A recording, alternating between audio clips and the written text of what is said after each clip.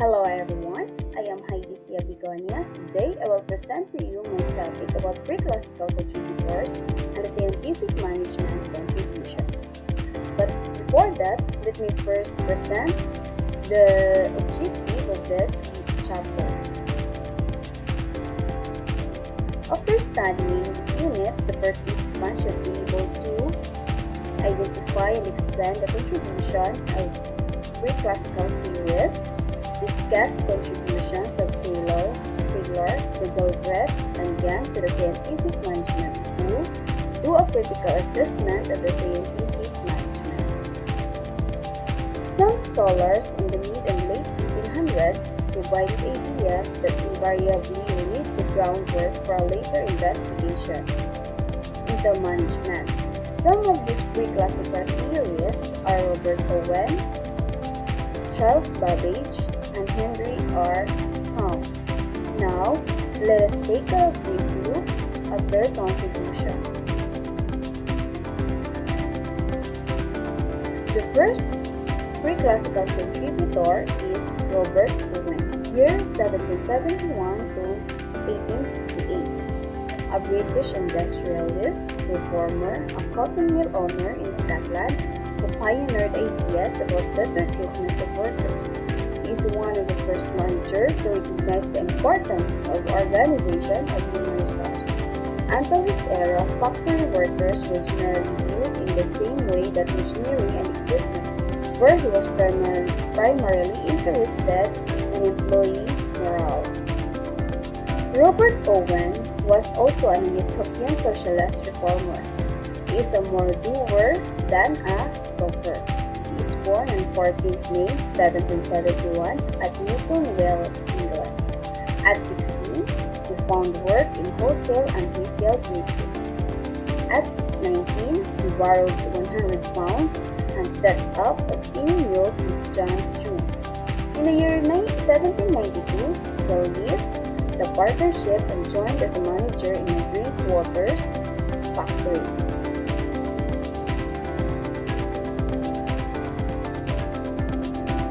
He founded the famous Lanark Mills in Scotland.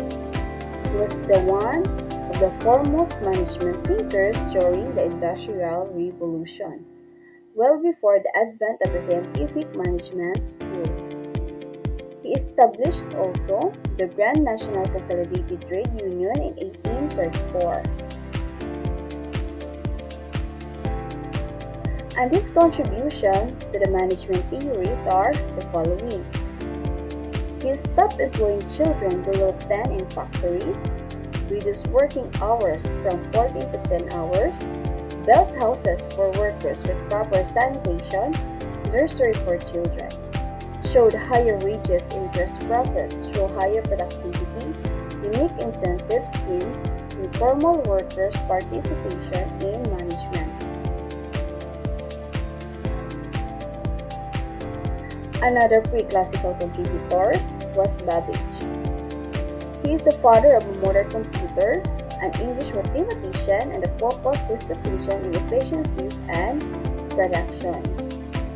He is pioneered computing and management. He also produced the world's practical mechanical calculator. He took an interest in the idea of work of specialization.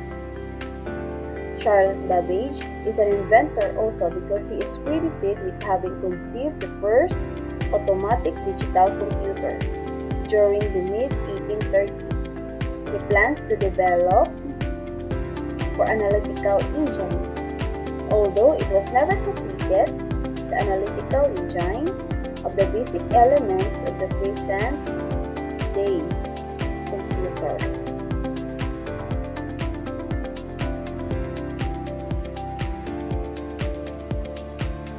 Charles Babbage also contributed in the management theory, and his first contribution is the division of labor in 1832. Charles Babbage wrote about the economy of machinery and manufacturers.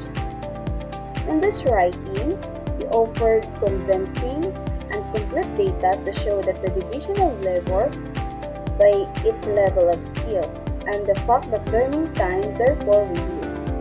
Since any worker has to learn only one skill rather than all the skills, there is an obvious advantage. In his first contribution, he stressed that the importance of dividing and assigning labor on the basis of skill. In regard to the actual process of manufacturing, there is also savings because less time is lost as a result of changing from one set of skills to another. And the second contribution provided a means for determining the feasibility of replacing manual operations with automatic machinery. Another important point that Babbage noted was that since the job is broken down into various components on the basis of skills required, he observed that there is a possibility of developing specialized tools and equipment to further aid the process. The last pre-classical contributor is Henry R. Towne in the year 1844 to 1924. Was an American mechanical engineer and a businessman known as a systematizer of management. He advocated the need to consider management as a separate field of systematic inquiry with engineering. He also argued that engineering and business skills are needed to run an organization effectively. He advocated for the studying management as a science and developing principles that could be used in all types of management situations. One major observation about the pre-classical contributors is that their efforts were largely oriented toward developing specific techniques usually to solve visible problems.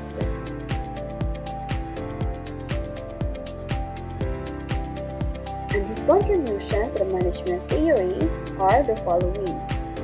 His writing has influenced Henry Sayle's contributions to the theory management, emphasized the need to consider management as a separated field of study and the importance of business skills for running a business.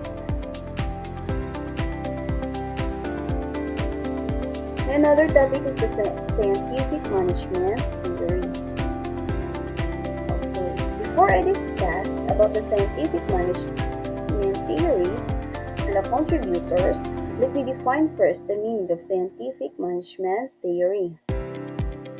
Scientific management theory is a systematic study of the relationship between people and tasks for the purpose of redesigning the work process for higher efficiency. Scientific management theory presupposes using scientific methods to define the one best way for a job to be done by putting the right person on the job with the correct tools and equipment, having a standardized method of doing the job, providing an economic incentive to the worker.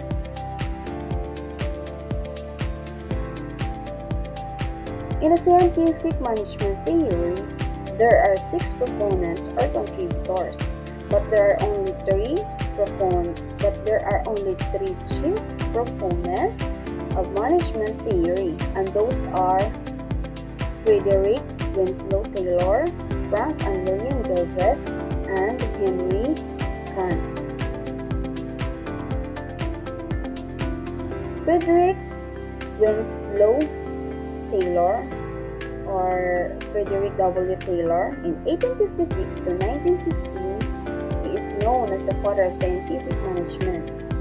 Laborer to chief engineer in 6 years, introduced the theory of paying similar amount of wage. He is widely known as F.W. Taylor, was an American mechanical engineer who wanted to improve industrial efficiency. He is regarded as the father of scientific management and was one of the first manager consultants.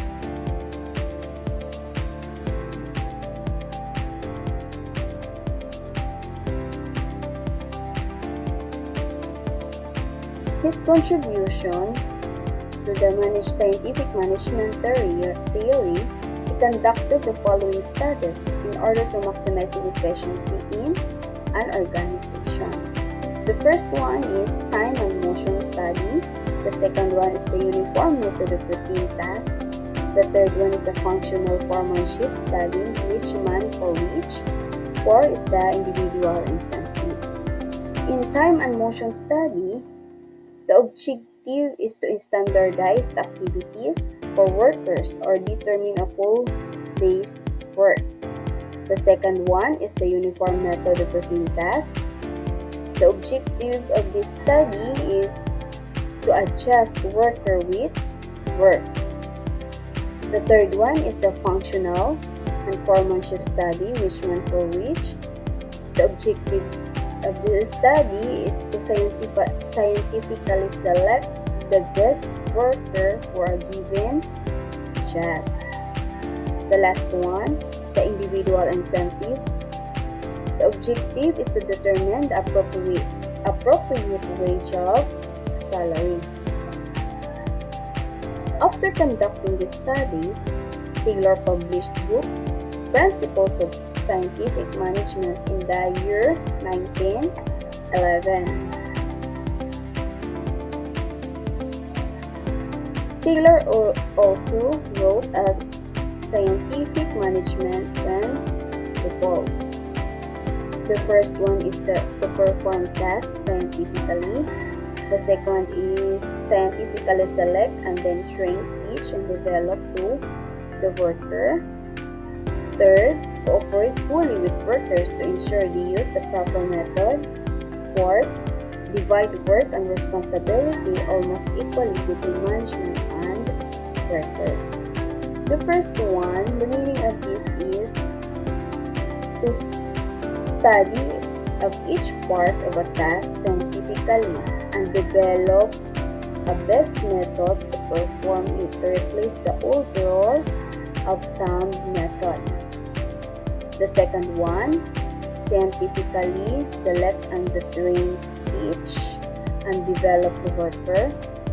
Carefully select workers and train them to perform a task using the scientifically developed method. The third one is to cooperate fully with workers to ensure they use the proper method, meaning heartily cooperate with the workers so as to ensure that all work is done in accordance with the principles of the science that has been developed.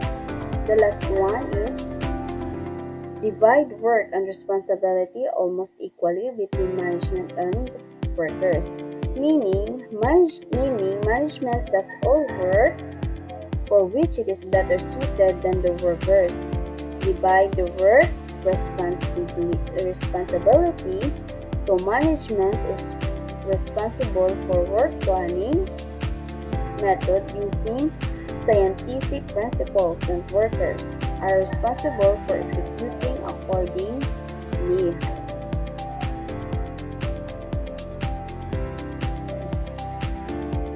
The next proponents or contributors are Frank and William Wilfer, the first dual career couple.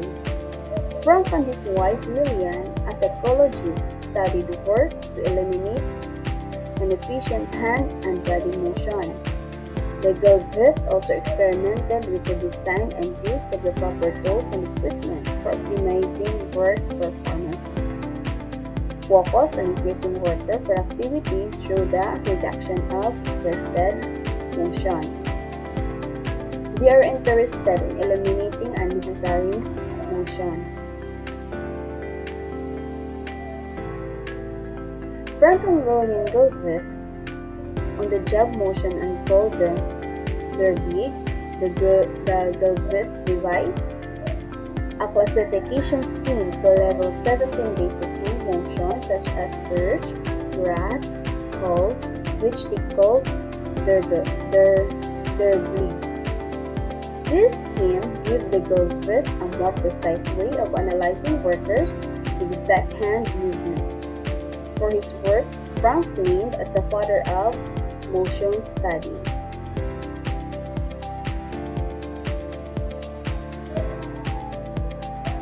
Frank and Lillian Galvez' contribution.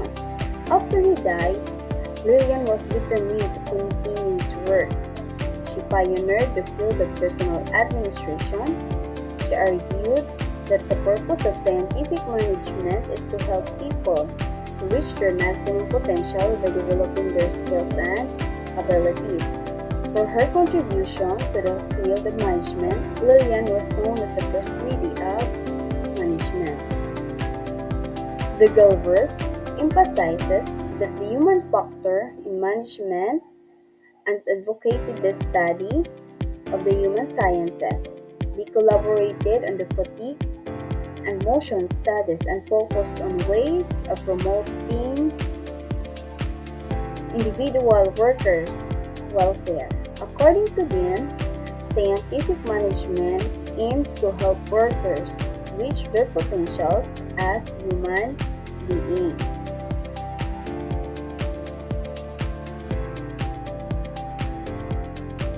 The next one is Henry L. Gantt, year 1851 to 1919. Henry Gantt developed the famous Gantt chart. The Gantt chart is a simple chart that compares actual plant performances. It is a chart that shows what to do, when, and can also be used to measure progress achievement. Well known for task and bonus systems, if the workers completed the work fast in less than the standard time, he received a bonus. He implemented task work with a bonus to stimulate performance. When he discovered that this provided less still incentive beyond meeting the standard, he modified the payment plan. He influenced Taylor because Taylor believed Gantt's plan was better. Rewards to supervisors when their employees came up to standards. Emphasized the importance of morale training and development of employees. This is the example of Gantt chart. This Gantt chart developed by Henry L. Gantt, a graphic aid of planning, scheduling, and control that is used today. Gantt chart is a visual tool that shows the project's goals, tasks, dependence, and time frames in a graph. It is easy to create, understand, and communicate. It improves accountability, productivity, and resources allocation. It makes project planning practical and realistic. The next one is Harrington Emerson. He was another contemporary of Taylor, whose work took somewhat different direction. He worked mainly without contact with other pioneers of scientific management and emphasized the great productivity of correct organization. Emerson listed 12 principles of this efficiency, and these 12 principles of the efficiency are the following. The first one is clearly defined objective. The second one is the common sense. Third, the consultation. Fourth, discipline. Fifth, fair deal. Sixth, reliable, immediate, accurate, and permanent record. 7, dispatching. 8, standards and schedule. 9, standardized condition. 10, standardized operation. 11, reading standard practice instruction. 12, efficiency reward.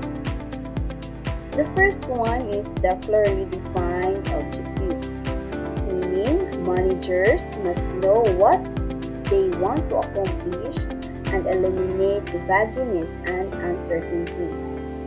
The second one, the common sense. Manager must develop the ability to differentiate the woods from the tree. They should seek knowledge and advice wherever possible. Third, consultation. Managers should actively seek advice from knowledgeable others. The fourth one, discipline. Manager should set up the organization so that employees can obey the rules. The 6:1 fair deal. Manager must seek out justice and fairness. 6. Reliable, immediate, accurate, and permanent records. Managers should have the facts to make a decision. Number 7, dispatching.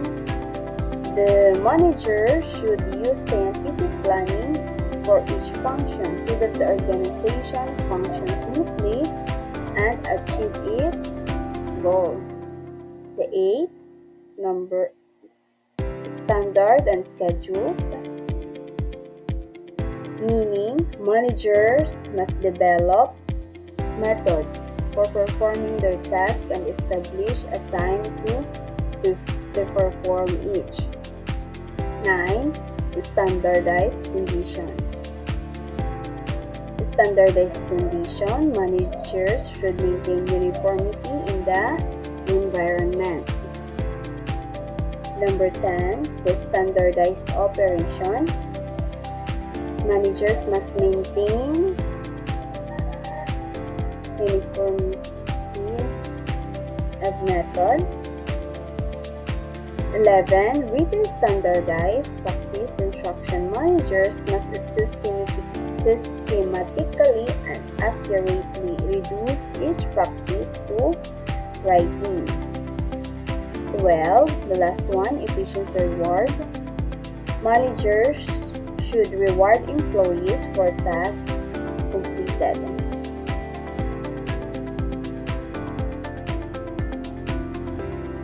The next one is Maurice Cook in the year 1872 to 1960. Worked closely with Taylor and became one of the 4 individuals Taylor considers his disciples. Extended the gospel of efficiency to education and government. He would write a book particularly in the field of public administration. Worked with labor leaders in gaining better feeling about union management cooperation. He is the last Taylor's followers who apply the principles and techniques of scientific management of the field of government and education. Not only did he demonstrate that scientific management has application in all types of organization, but he also advocated for the participation of every employee in finding the one best way.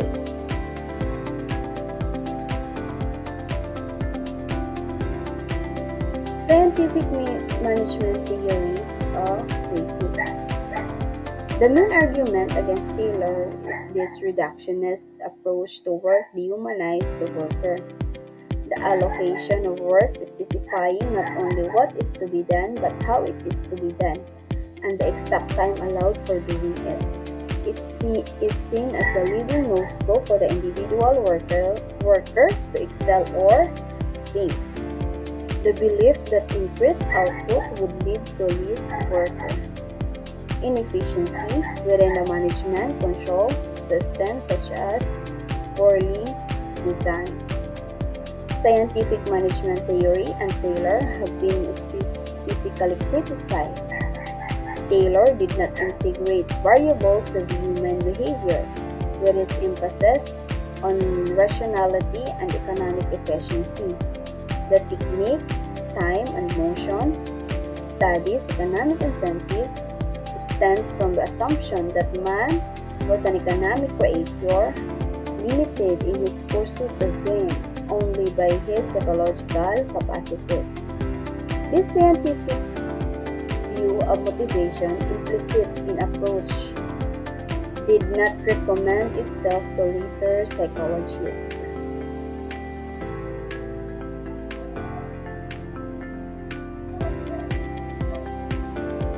Next one is the contribution of scientific management theory.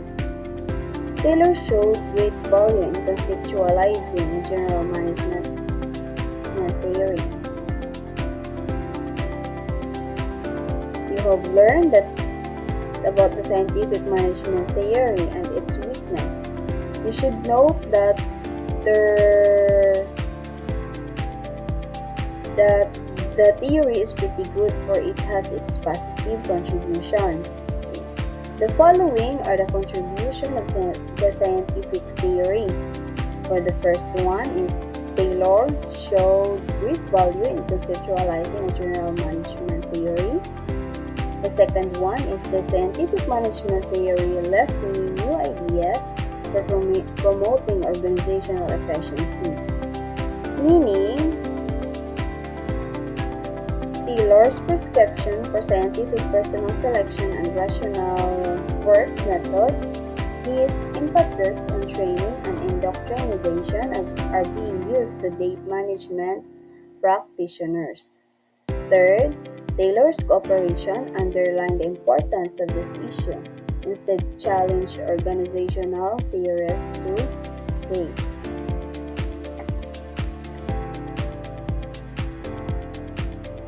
The conclusion of this chapter is that classical theorists are those researchers who focus on the job and management functions to determine the best ways to manage all organizations.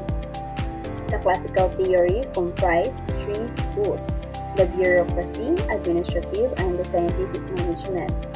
Contributors to this school include, among others, Taylor, Eagleset, Grant, Harrington, and Cook.